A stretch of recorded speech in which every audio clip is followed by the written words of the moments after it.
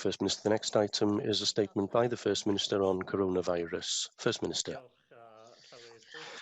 Thank you, Llywydd. In responding to the coronavirus crisis, the Welsh Government has had to act more swiftly and more expansively than ever before. As this is the last Senedd plenary before Whitsun, I will provide a summary of our actions across all government departments. We have acted to slow the spread of the virus in order to support public services and to assist individuals and businesses facing very difficult times. In the time available, I'm only able to provide a summary, but in looking back, it's striking just how much has happened in a period of just 2 months. We must continue to work equally as hard over the coming weeks as we prepare for the next steps. So I'll begin with the impact of the virus on our finances.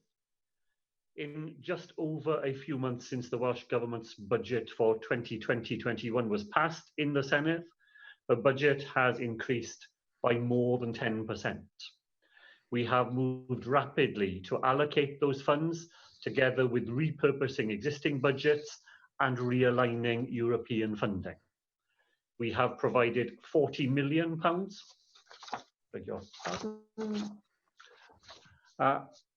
We have realigned European funding to meet the urgent purposes we face. In the supplementary budget to be published next week, we will allocate more than £2.4 billion in support of our COVID-19 efforts. And that will include nearly £500 million extra to the health and social care budget to ensure that it has the funding it needs to protect the health of the people of Wales. An additional £1.3 billion to the budget for economy and transport, providing a wholly unprecedented level of support for the economy, and a package of measures more substantial than anywhere else in the United Kingdom. This includes the £500 million Economic Resilience Fund, which itself includes £400 million in revenue and £100 million in repurposed capital funding. Less than 8 weeks from the launch, the fund has already provided loans from the Development Bank worth more than £87 million to more than 1,300 businesses, and grants worth more than £100 million to more than 6,000 businesses. The budget has also seen £500 million extra provided to the housing and local government budget, with local authorities delivering key elements of the COVID-19 response, such as continued free school meal provision, increased support for care homes, and for recruiting and managing volunteers. So this funding also includes our support for businesses in the hospitality, retail and leisure sectors in the form of business rate relief and the £10,000 and £25,000 grants which follow, thanks to the enormous efforts of our local authorities. Nearly 51,000 grants have already been paid out at a cost of £621 million. And this support is a vital lifeline for all eligible businesses across Wales. Wherever possible, we have focused this support on businesses headquartered in Wales, and we have made it clear that businesses based in tax havens will not be eligible for COVID-19 financial support from the Welsh Government. So the impact of our investments has been felt across Wales and especially amongst the most vulnerable. We have provided £40 million for free school meals, reaching an estimated 60,000 children in Wales. We have provided £24 million to support the third sector and volunteering. Over 17,500 new volunteers have been recruited in Wales during this crisis, more than double the previous number. And because we have an existing national system for volunteers, we have been able to make rapid use of that huge willingness to help. And so far, 7,000 volunteers have been deployed to help directly in the coronavirus effort.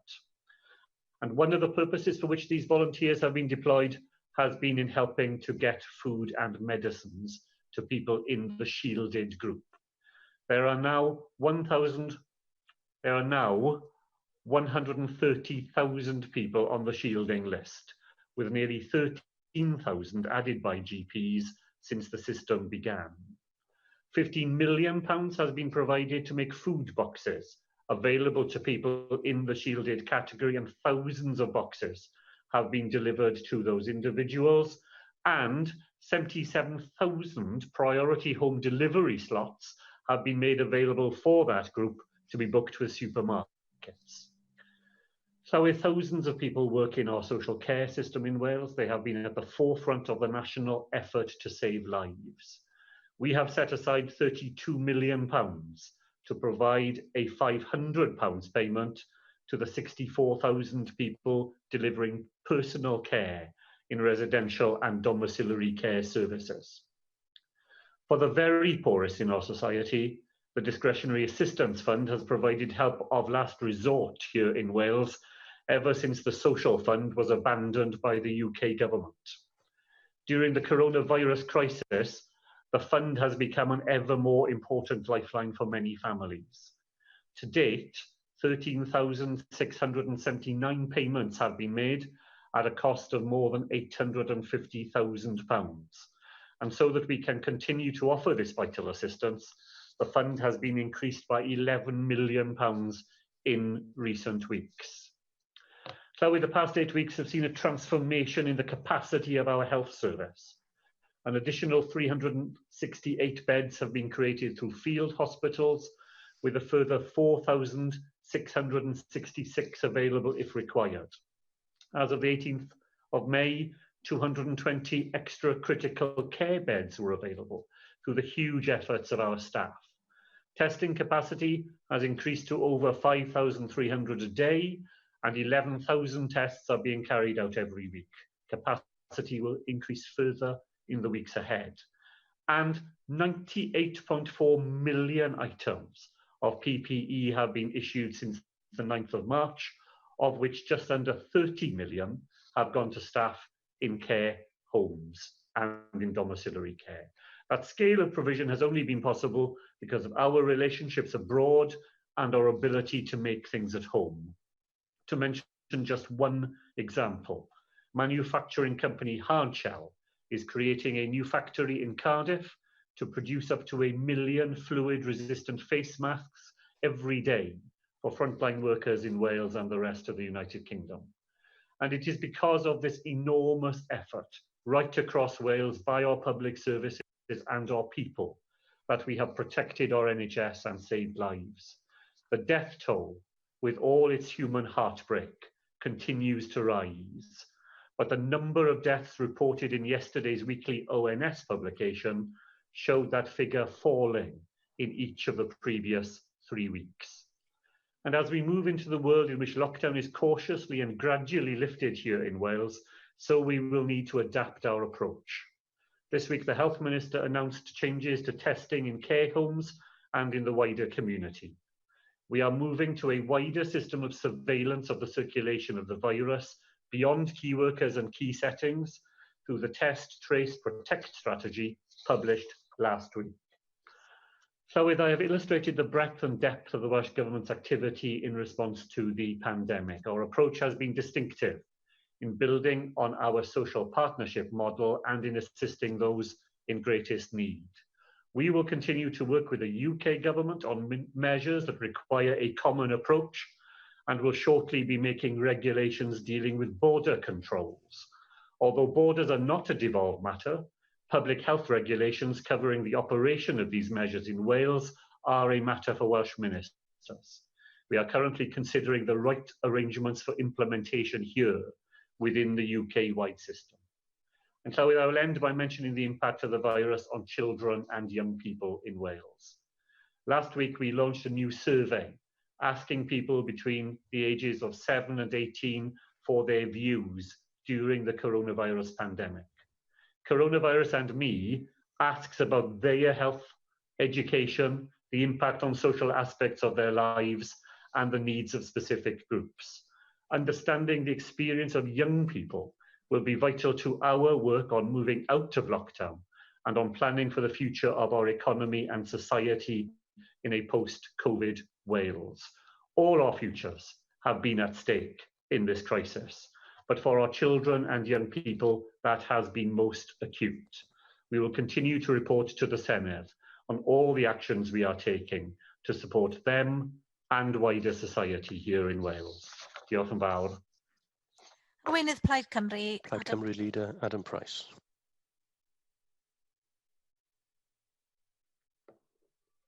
First Minister, on March the 20th, the Royal College of Surgeons recommended that anosmia, the loss of a sense of smell, should be added to the list of COVID-19 symptoms, and that was discussed by SAGE on March the 24th.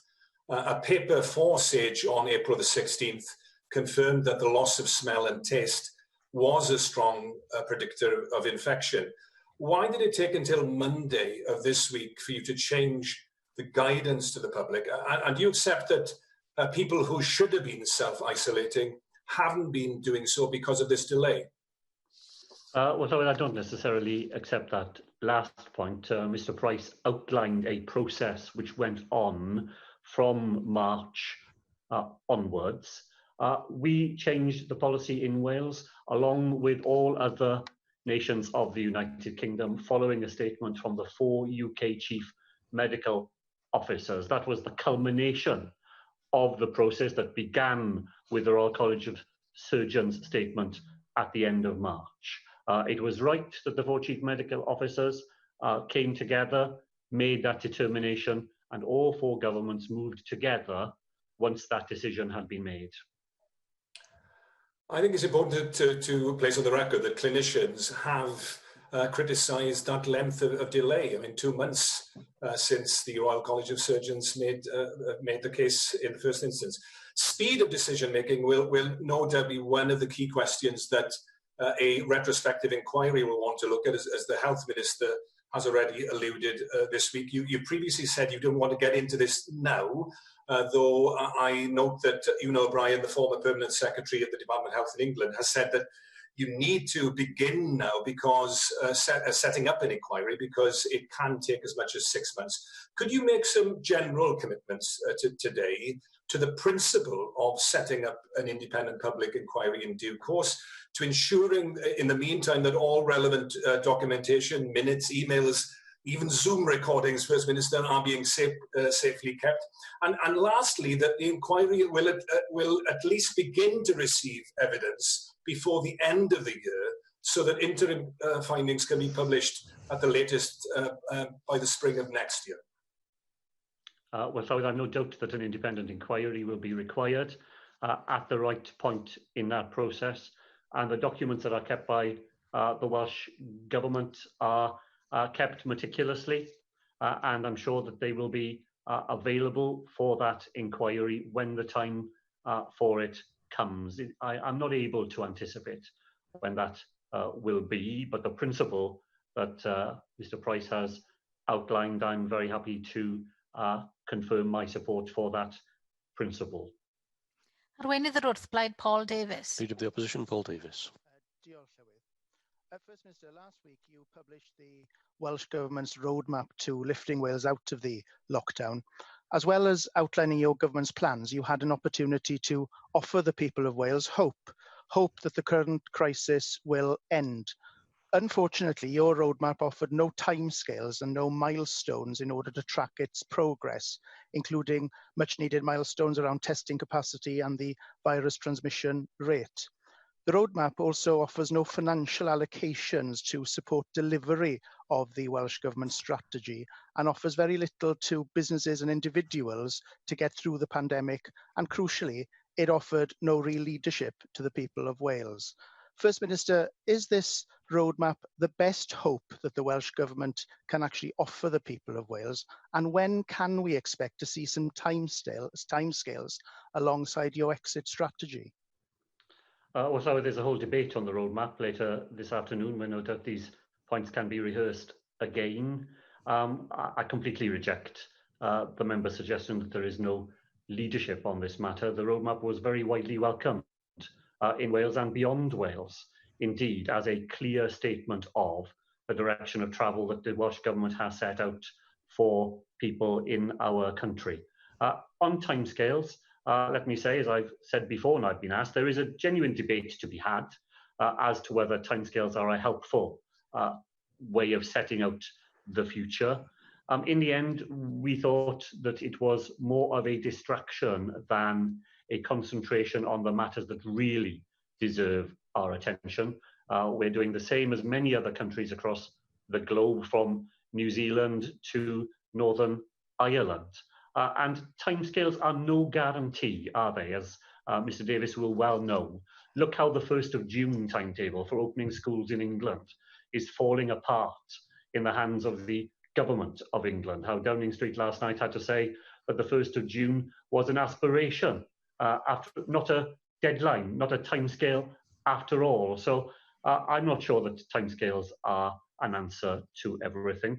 Financial allocations will be set out in detail in the supplementary budget, which will be available to members next week. And I have already set out, so this afternoon, the most generous set of support for businesses anywhere in the United Kingdom. And that detail is available to businesses in Wales and has been very widely welcomed by them. Well, I put it to you, First Minister, that it is important in any plan that people are given hope when the restrictions start being lifted, and giving an indication of timescales, I don't believe, is unreasonable. Now, let me turn instead to areas where you have thankfully changed your policy. I welcome the news, of course, that the Welsh Government has finally reversed its decision and will be taking part in a UK-wide portal scheme. This means key workers in Wales will be on a level playing field with their counterparts in other parts of the UK in the fight against COVID-19. It's also good to hear that the Welsh Government has changed its policy on testing in care homes, and now testing will be extended to all care home residents and staff in Wales. And I'm pleased that you've listened to my party's calls, and I hope that you'll publish the specific clinical and scientific evidence that has led to this change in policy, so the people of Wales can have confidence in the Welsh Government's decisions. Now, moving forward, the Welsh Government has made it clear that its Test, Trace, Protect programme must become operational by the end of the month in order for lockdown restrictions to start being lifted. First Minister, given that the government would need to increase its testing capacity for those in hospital, care homes and key workers to about 20,000 by the end of the month, and let's be clear, you've not met a testing target you've set so far, how confident are you that you'll actually reach this one? So let me begin by explaining again why we are now able to be part of the UK-wide portal. And we're very glad to be part of that UK-wide portal. And we're able to do it because the problem with the portal has now been put right. Because the portal, as it was originally constructed, meant the tests carried out on Welsh residents could not be reported into the Welsh NHS or to those patients' records. And in that sense, the tests that were being carried out were of limited value because we didn't know the results of them. That has been put right. We're now confident that tests carried out through that UK-wide portal will be reported back into the patient's record and into the Welsh NHS, and I'm very glad that we've been able to be part of that. Our testing in care homes policy follows the advice we are provided with by SAGE. On Thursday of last week, SAGE changed its advice. On Friday, the UK government changed its policy. On Saturday, we announced that we will be changing our policy in line with that advice. And on Monday, the Northern Ireland Executive announced that it was changing its policy, again in line with the advice. When the advice changes, a policy changes here in Wales. And I know Paul Davis will be glad that on the 15th of May, our own technical advisory group published a paper testing for COVID-19 in care homes, which the Health Minister has made available to all members, setting out the evidence that underpinned that change in advice. We continue to make all the arrangements for the TTP arrangements to be put in place. We are working with others, including with the UK government. Vaughan Gethin took part last night in a meeting with Matt Hancock and with the health ministers of Northern Ireland and of Scotland to share information on how across the United Kingdom those new surveillance arrangements can be put in place. And we continue to work on all the different elements that new approach will need, and to do it in close collaboration with others. Arweinydd Plaid Brexit, Mark Leader of the Reckless. Brexit Party, Mark Reckless. First Minister, last week I asked you about your government revising the coronavirus regulations to remove the requirement that restrictions be necessary. You responded as if I'd suggested the restrictions needn't be proportionate. The record shows that I criticised you for removing the requirement that restrictions be necessary. I concluded by stating the Westminster requirement for any restrictions to be reasonable and proportionate still held, and that you should be held to account against that. Of course, you and I will have different views about whether restrictions are reasonable and proportionate, and ultimately only a judicial review would be determinative. However, why should people in Wales be subject to the most extraordinary, intrusive and prescriptive restrictions on their freedom if they are not necessary? Many who had not before understood the scope of devolved powers don't now like the answer. It's because of devolution, because they live in Wales, and because the Welsh Government, and presumably later today, the Senedd, make those laws.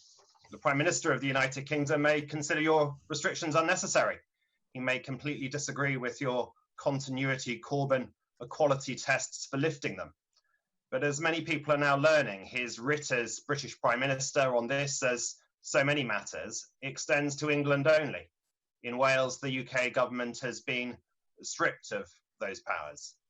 The BBC has run into some trouble in Scotland for suggesting the First Minister there enjoyed exercising the powers, and the correspondent has rightly apologised.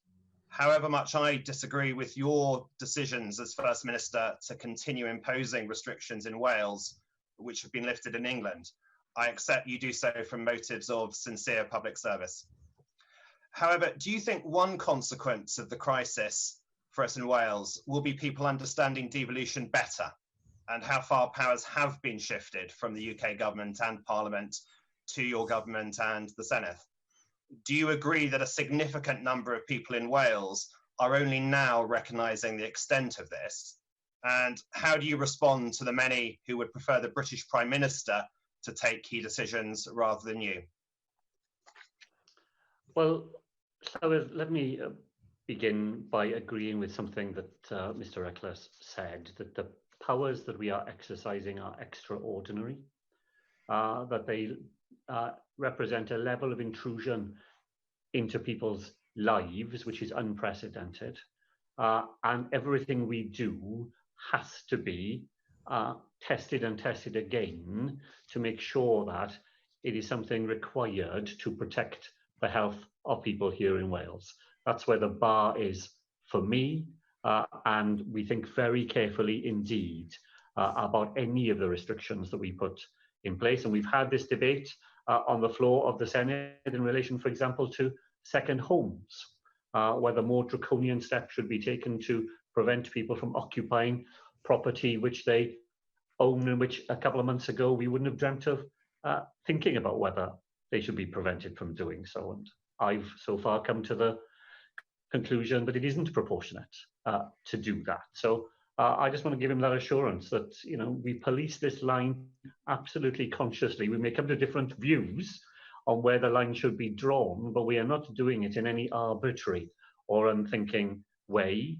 I agree with what Mr. Reckless has said about devolution being brought home to people in this crisis in a way that it hasn't been over the last 20 years. And I doubt that it is true that in Wales people aren't aware of devolution. It is certainly true that people outside Wales and in London appear to have woken up from a 20-year sleep on the devolution agenda.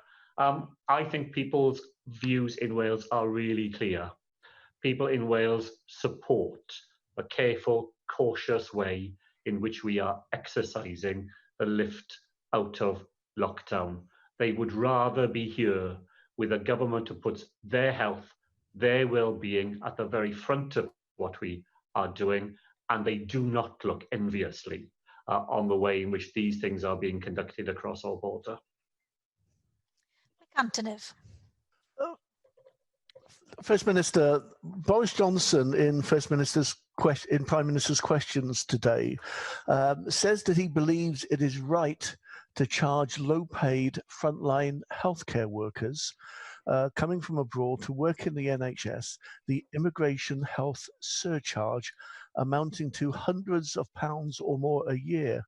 Now, Keir Starmer, the Labour leader and the leader of the opposition in Parliament, quoted a letter from doctors and medical organisations which said, "At a time when we are mourning colleagues, your steadfast refusal to consider the deeply unfair immigration health surcharge is a gross insult to all of us, the country at its time of greatest need."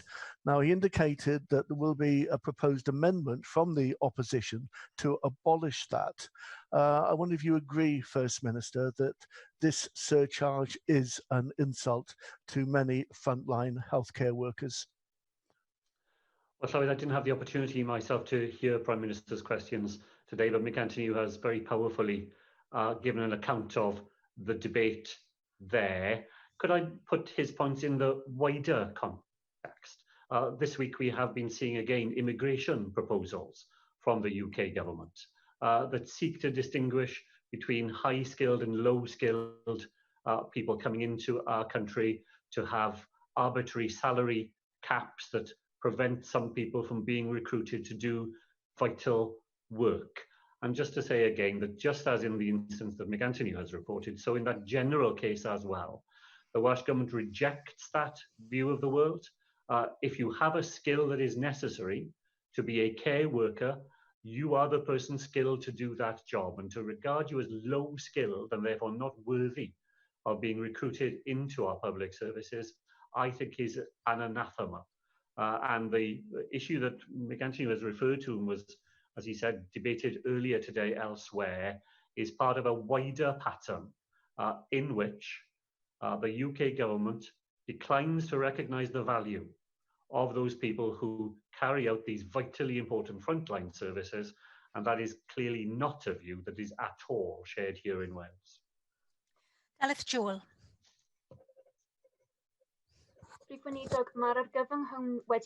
First Minister, this crisis has proved the value of devolution, but has also highlighted a number of structural problems in the political landscape in Wales. And one of those is the weakness of the press. Last week, papers sold in Wales had a front page advertisement paid for by the UK government with the message "Stay alert," which wasn't applicable to Wales. And the London newspapers are full of stories that are not relevant to Wales, and this isn't being explained and is causing confusion. The same situation does not exist in Scotland, where there are Scottish versions of English newspapers and many Scottish-based newspapers. A YouGov survey recently reflected this, finding that 40% of the people of Wales didn't know enough about you to give a view on your performance. The corresponding figure for Sturgeon in Scotland was 6%. So, First Minister, what plans does the Welsh Government have to transform this situation now that it's a matter of safeguarding public health? Can you tell me whether the past few weeks have convinced you that we need to devolve broadcasting? Well, Llywydd, I agree that the current situation has strengthened devolution in the thinking of the people of Wales. Now, we'd worked hard with the UK government, and just to be fair, they have withdrawn a number of advertisements that they wanted to publish in Wales with "Stay Alert" and so on, but at the end of the day, they couldn't withdraw those things that were included in newspapers printed in London but are sold here in Wales. I agree with what Ellis Joel has said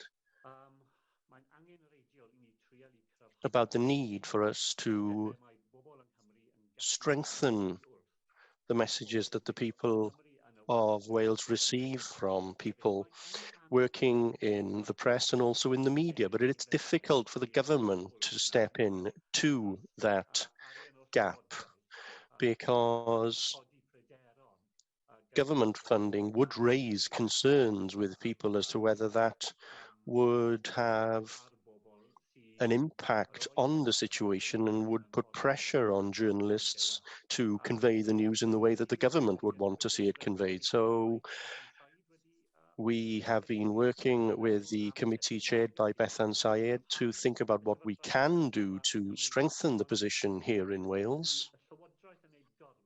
But if the government were to do too much, then that would create problems. It would assist us with some problems, but it would raise other issues. Russell George. Diolch, Llywyd. First Minister, in your statement today, you mentioned the ONS figures. When people hear what seems to be conflicting data in terms of cases or cases of deaths, it does cause some anxiety. People in Paris, for example, would have heard news reports yesterday saying, unfortunately, there are 12 deaths in Paris, where the ONS figures report 75 deaths. And of course, this is because of the difference between Public Health Wales and the ONS in how they report data, and the fact that Paris, of course, does not have a district general hospital, and of course, because of the cross-border nature. What can you say to people who have this anxiety, and what can, which I think can cause some concern amongst people and distrust, I suppose, as well. What can be done to make data easier to understand for the public?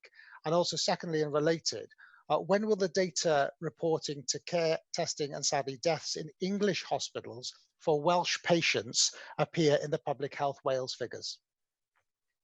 Well, thank Russell George for that. I think he gave a very good explanation himself of why there is a difference between the Public Health Wales figures and the ONS figures. And I do understand, if you're not close to these things, it is difficult for people to understand the differences.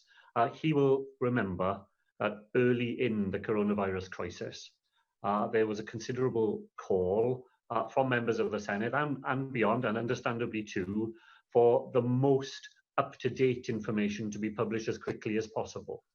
And that's why Public Health Wales publish the daily figures that they publish. And they are, as Russell George has said, deaths of people in hospital.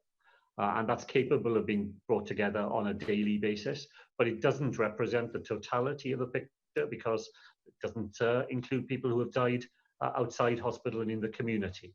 That is more difficult to collect together quickly because it relies on death certification. There is a lag in that, and the ONS figures, which are more comprehensive, but a couple of weeks out of date, reflect the totality of the picture. So I suppose the only advice I could give to people who want to make sure they have the most comprehensive understanding of this is that they've got to look at both sets of data. They tell us slightly different things. I think the comfort that people might be able to draw is that while the specifics in terms of numbers differ, the trends are broadly the same. So you're not looking at a completely different understanding of the picture. You're seeing the picture at a different point in time and on a different basis. But what they're telling us about the trends of coronavirus are broadly consistent. I'll make an inquiry on his second point because I don't have that information directly with me, and I'll make sure that we write to him and let him know the answer. Alan Davis. I'm grateful, Presiding Officer, for the statement the First Minister has made this afternoon.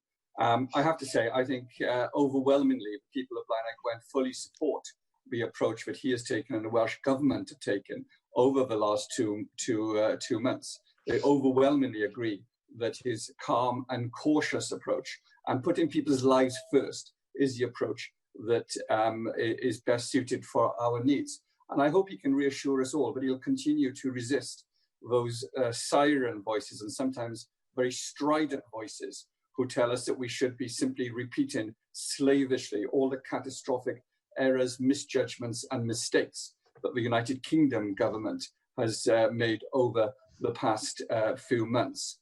And in going forward, I very much welcome the publication of his plan, his framework for taking us forward last Friday. What people say to me is they'd like to understand more about what that means to them, how we will see the traffic light system be reflected in their daily lives over the coming weeks and months.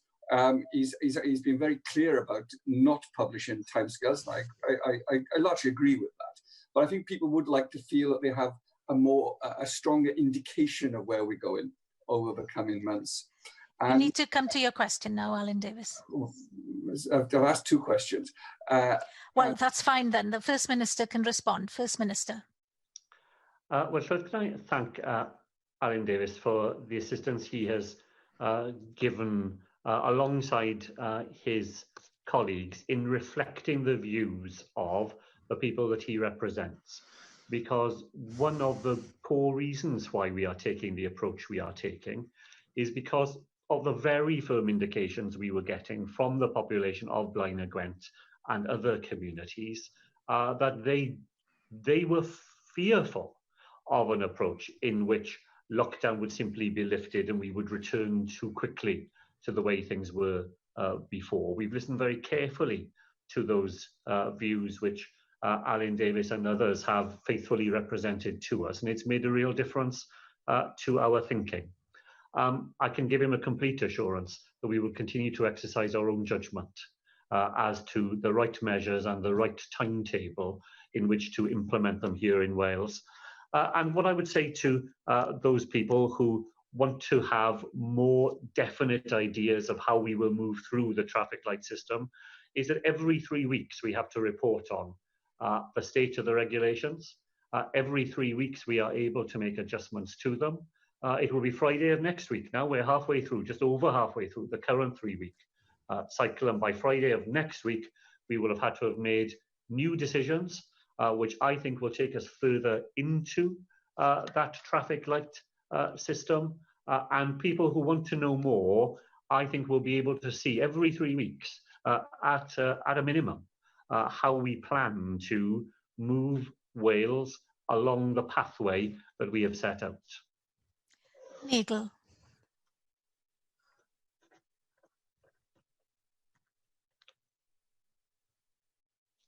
Thank you, Llywydd, and I was very pleased to hear the First Minister referring again in his statement to children and young people.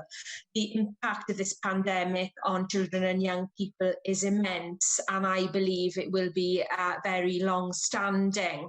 I very much welcome the announcement on Monday of the £3.75 million extra funding for children's mental health, and particularly the recognition by the Education Minister that for younger children, traditional counselling is not necessarily an appropriate approach, and that the government will work with providers to deliver services in line with the reforms that are already being taken forward. Can I ask whether the First Minister agrees with me that in spending that money, it is absolutely crucial that we build on the whole school approach reforms and the wider system-wide reforms set out in the committee's Mind Over Matter report? And would the First Minister agree with me that as we come through this pandemic, our Mind Over Matter recommendations across government will be more important than ever before? Thank you.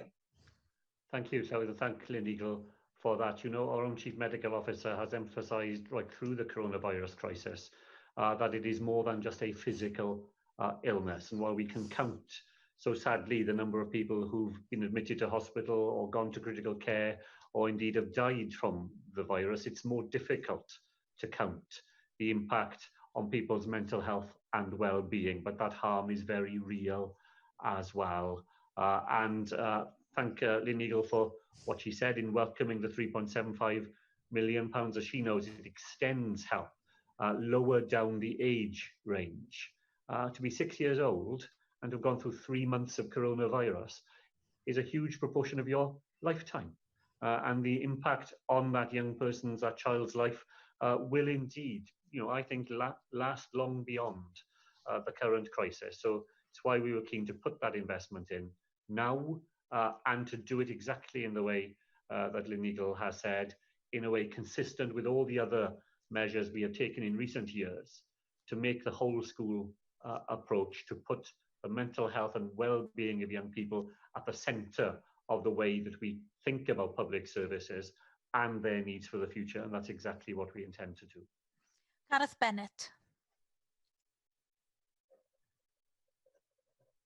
Diolch, Llywydd, and thanks to the First Minister for today's statement. First Minister, in the past you've spoken about the need for a common approach from the four nations during this crisis, and you've made reference to that again today. Now, clearly, First Minister, when we come to the end of this crisis, lessons will need to be drawn from it. Could I ask you if, on reflection, you feel there are any circumstances during a national emergency when it is right for the Welsh Government to voluntarily surrender powers back to the UK Government? Well, so that wouldn't be my approach. Where we agree with what the UK Government is doing, as we have in huge amounts of what has happened over the recent months, we can simply exercise our powers in a way that is consistent with what is happening elsewhere. There is certainly no need to surrender powers. It's just a matter of how you choose to exercise them. Carwyn Jones.